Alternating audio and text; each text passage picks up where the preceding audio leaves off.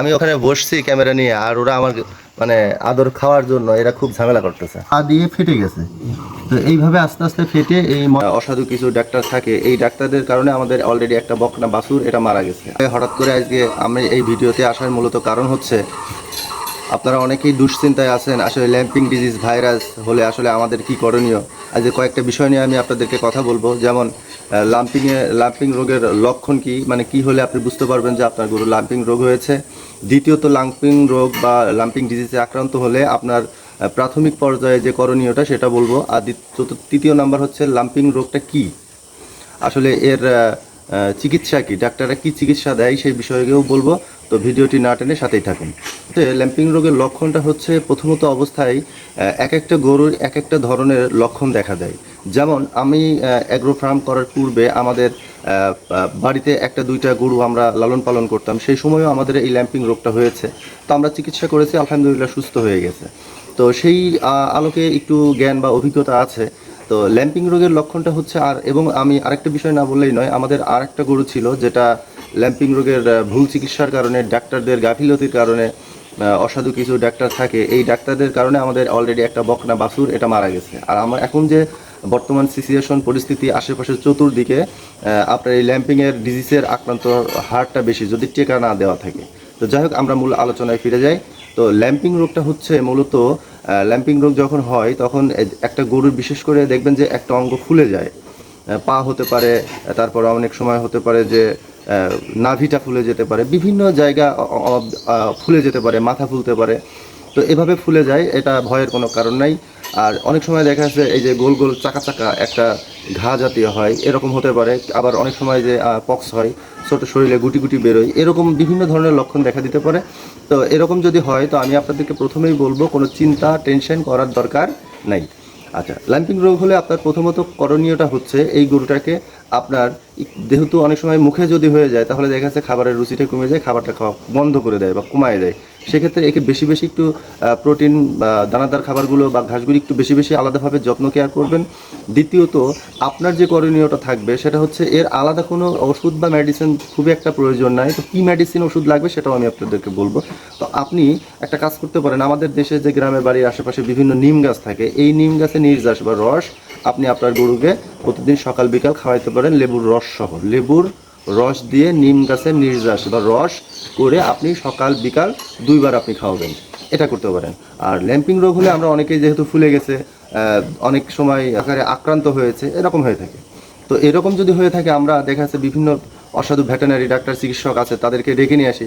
তারা অযথা কিছু ভিটামিন ইনজেকশন বা বিভিন্ন ইনজেকশন দেওয়ার ফলে কি করে, প্রতিদিন 500-700 টাকা আপনার কাছ থেকে পকেট থেকে নিয়ে যাচ্ছে। প্রতিদিন আসবে, 5 দিন 7 দিন 10 দিন এভাবে করবে, অর্থাৎ আপনার 4-5 হাজার টাকা আপনার পকেট থেকে চলে যাবে।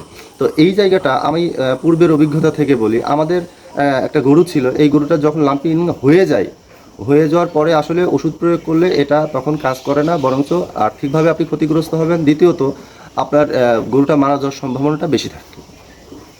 সেক্ষেত্রে যারা নিজের পকেট গরম করার জন্য, নিজের টাকা হাতিয়ে নেওয়ার জন্য, তারা বিভিন্নভাবে আপনাকে ভয়ভীতি দেখাবে। তো আমি আপনাদেরকে বলবো, ভয় পাওয়ার কোনো কারণ নেই। যদি এরকম হয়ে থাকে, জাস্ট গরুকে একটা ডাক্তার ডেকে, আপনার বিশ্বস্ত কোনো ডাক্তার যদি থাকে, শুধু আপনি নিজেই বলবেন যে ইনাকে জ্বর মেপে দেখবেন, জ্বর যদি থাকে তাহলে জ্বরের একটা ইনজেকশন দিবেন। আর হচ্ছে ল্যাম্পিংয়ের জন্য আলাদা কোনো ওষুধ নেই, জ্বরের ইনজেকশন দেবেন। আর ঠান্ডা জাতীয় কিছু ওষুধ আছে, এই ওষুধগুলো আপনি সকাল বিকাল দুইবার, 2টা 4টা 4টা 8টা বড়ি এভাবে আপনি ট্যাবলেটগুলো খাওয়াই দিতে পারেন।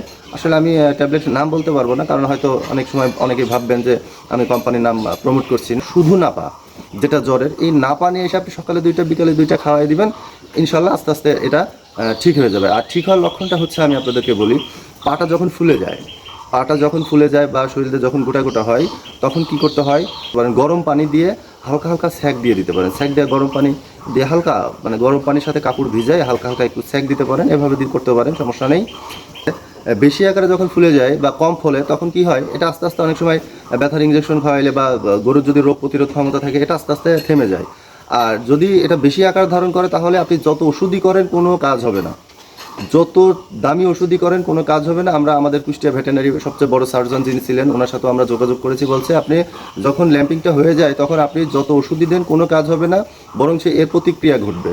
আর এইটার সারার মূল উপায় হচ্ছে এটা কোনো না কোনো জায়গা থেকে এটা ফেটে যাবে, ফেটে বেরিয়ে পড়বে। অর্থাৎ এর মধ্যে থেকে পুজ, ভিতরে যে ময়লাগুলো থাকবে এই ময়লাগুলো ফুলার যেমন পুজ জাতীয় একটা ইয়ে থাকে, এইগুলো আপনার আস্তে আস্তে ওই কোনো একটা জায়গায় গোটা হবে, ঘা হবে, ওই দিক থেকে আস্তে আস্তে বেরিয়ে যাবে। অর্থাৎ আমরা ছোটোবেলায় দেখেছি আমাদের বিভিন্ন জায়গায় শরীরের, যেমন হতে পারে বগলে হতে পারে, ঘাড়ে হতে পারে, মাথায় হতে পারে, বা পিছন সাইডে হতে পারে, যে কোনো জায়গায় দেখবেন আমাদের একটা বিস্ফোরা জাতীয় হয়।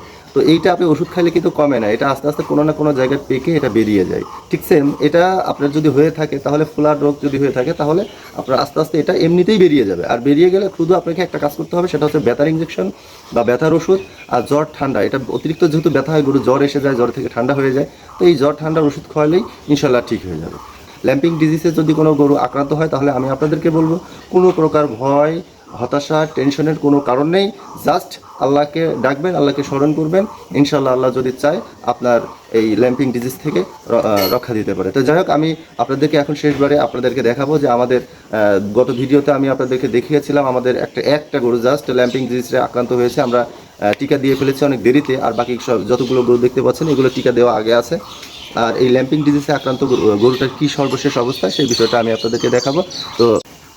তো যাই হোক, আমরা আমাদের সেই ল্যাম্পিং ডিজিজে আক্রান্ত গরুটাকে আমরা দেখে আসি এবং আমি আপনাদেরকেও দেখাচ্ছি।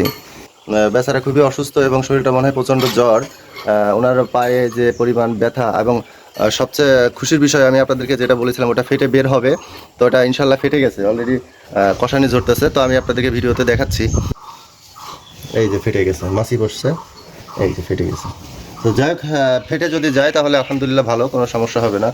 তো আপনারা বিভিন্ন ভেটেরিনারি ওষুধের ডাক্তারের কাছে না গিয়ে, নিজের অর্থনৈতিকভাবে ক্ষতিগ্রস্ত না হয়ে আপনারা প্যারাভেট কিছু ওষুধ আছে, প্যারাভেট, এবং আমি যেটা খাওয়াচ্ছি প্যারাভেট 2টা সকালে, এবং ভিপিভেট নামের অল্প সীমিত কম দামের ওষুধ, 2 টাকা 3 টাকার দাম হয়তো হবে, এরকম ওষুধ আমি সকালে 2টা, বিকেলে 4টা, সকালে 4টা, এভাবে আমি প্রতিনিয়ত খাওয়াচ্ছি। এই কয়দিনে খাওয়ানোর পরে ফোলাটায় ব্যথা একটু কমছে, জ্বর কমছে, কিন্তু এই যে পাটা ফেটেছে, এখন আস্তে আস্তে ইনশাল্লাহ ঠিক হয়ে যাবে। তো আমরা পূর্বের অভিজ্ঞতা থেকে আমি আপনাদেরকে জানালাম।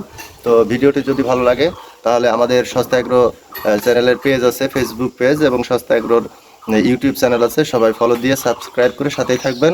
আসসালামু আলাইকুম।